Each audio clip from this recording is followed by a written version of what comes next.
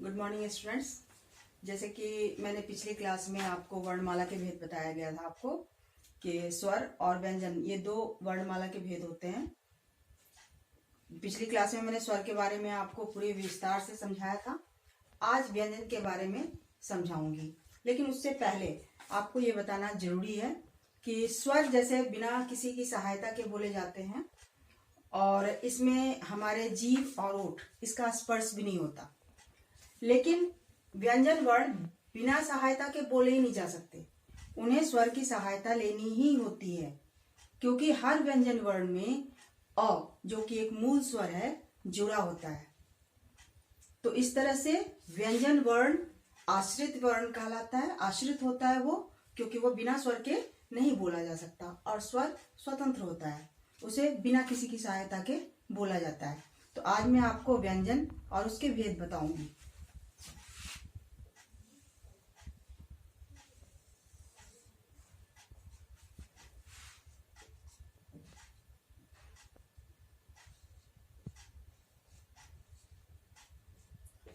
व्यंजन का पहला भेद है स्पर्श व्यंजन,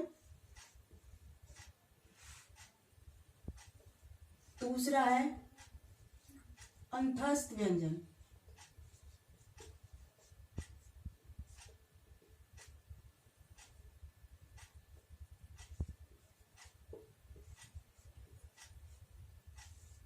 और तीसरा है ऊष्म व्यंजन।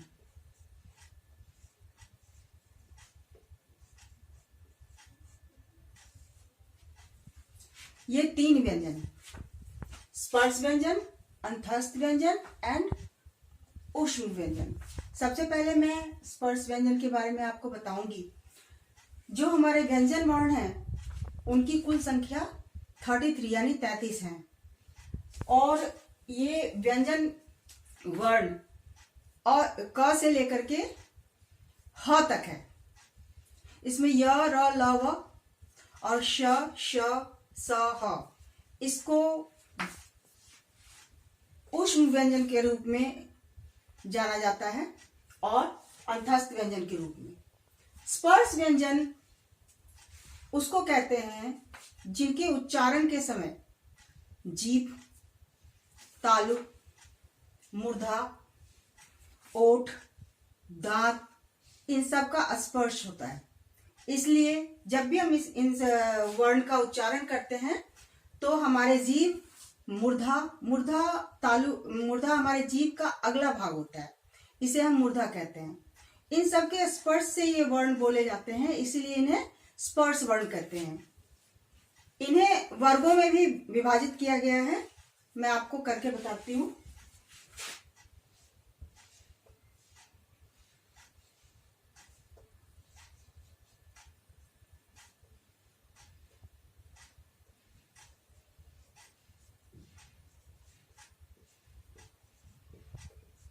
ये क से लेके ज्ञ तक को क वर्ग में रखा गया है, जिसे कवर्ग भी बोलते हैं।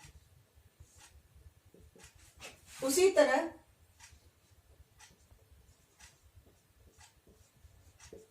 च, छ, ज, झ और य इसे च वर्ग में रखा जाता है, जिसे चवर्ग भी कहते हैं।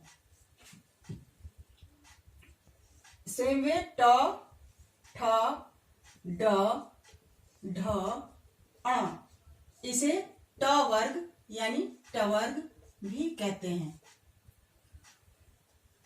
त, थ, द, ध, न इसे तवर्ग कहते हैं।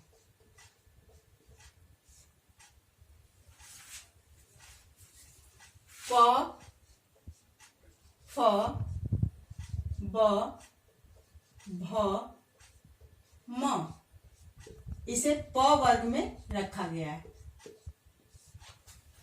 इस तरह से आप देख सकते हो कि क से लेके अंग तक को कवर्ग में रखा गया है, च से य तक के वर्ण को चवर्ग में, ट से ण तक के वर्ग को टवर्ग में, त से न तक के वर्ण को तवर्ग में और प से म तक के वर्ण को पवर्ग में रखा गया है।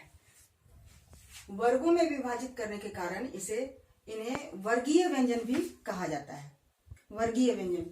अब क से लेके अंग तक इसका उच्चारण कहाँ से होता है?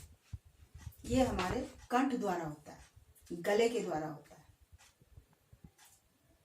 इसमें गले का स्पर्श होता है। आप जब बोल के देखोगे क, ख, ग, आपको पता चलेगा कि क से लेके अंगों तक का उच्चारण कंठ द्वारा होता है, गले द्वारा होता है।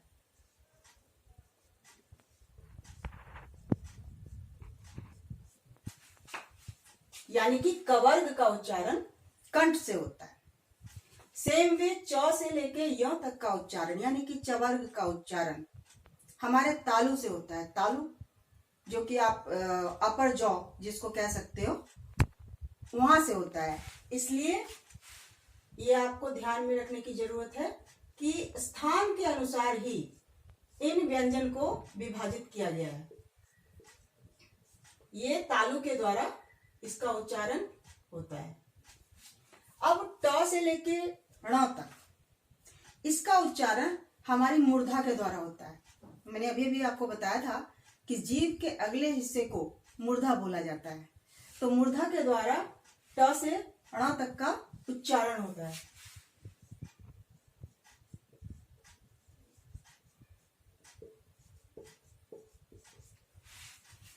सेम वे त से लेके न तक यानी तवर्ग का उच्चारण हमारी दांत में जब हमारा जीभ स्पर्श होता है तब इसका उच्चारण होता है। तो इसीलिए इसे तवर्ग को हम दांत की सहायता से बोलते हैं। ये इसका उच्चारण स्थान है। सेम वे प से लेके म तक यानी कि पवर्ग, पवर्ग का उच्चारण हमारे दोनों होठों के स्पर्श से होता है।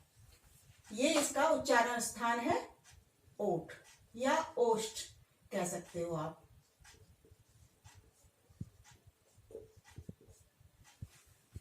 ये इसका वर्गीय, ये सारे जो कवर्ग, चवर्ग, टवर्ग, तवर्ग और पवर्ग जिन्हें की वर्गों में विभाजित किया गया है, वर्ण को म तक के वर्ण को वर्गों में विभाजित किया गया है।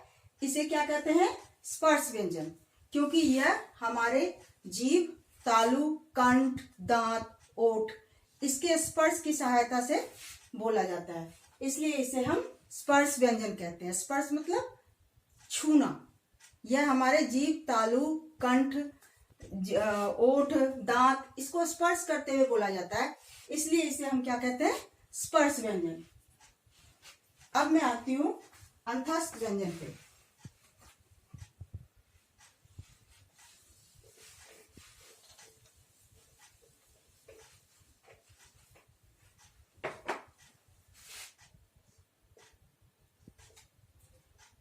य, र,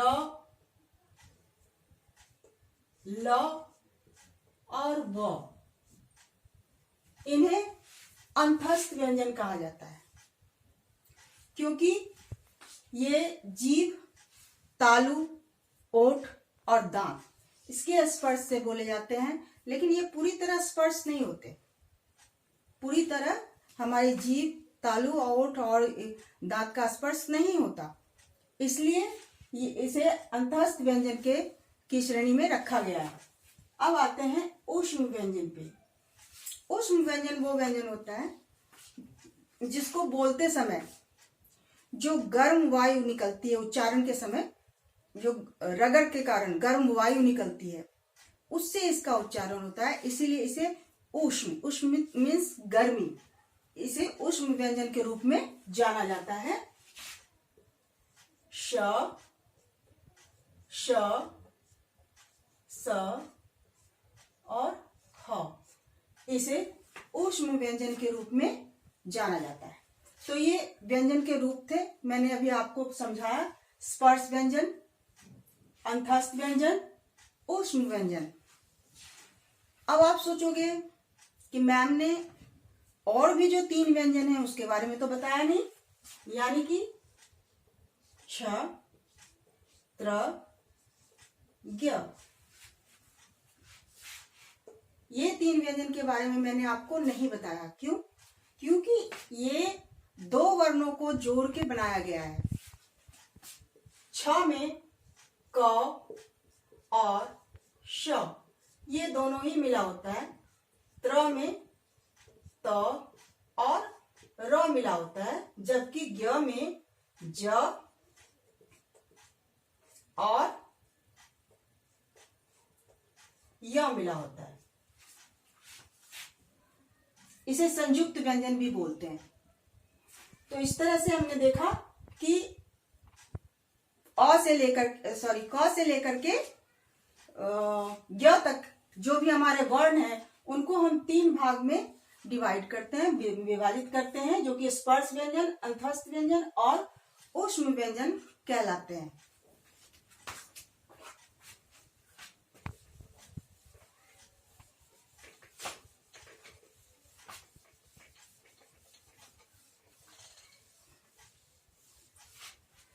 मैं आपको व्यंजन के 2 और भाग के बारे में बताना चाहूंगी, जिसको एक जो आजकल बहुत ज्यादा देखने को मिलते हैं, द्वित्व व्यंजन जिसको कहते हैं,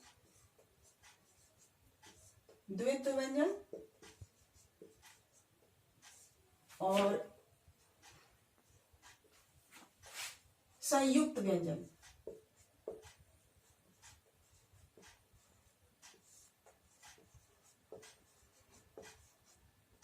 द्वित्व व्यंजन और संयुक्त व्यंजन।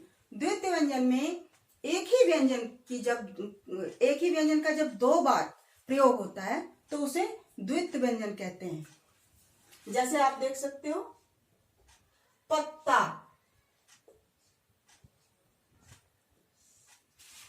ध्यान से देखना, एक आधा त और एक पूरा त, यानी त का ही 2 बार प्रयोग हुआ है, एक आधा त और एक पूरा त। पत्ता, सेम वे, सच्चा, कच्चा, बच्चा, मक्का।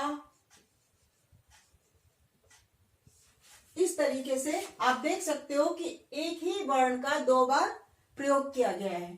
ये द्वित्व व्यंजन में आते हैं। संयुक्त व्यंजन में भी व्यंजन ही को जोड़ा जाता है, लेकिन वो अलग अलग व्यंजन होते हैं, एक ही व्यंजन नहीं होते, उन्हें संयुक्त व्यंजन कहा जाता है। जैसे मक्खी,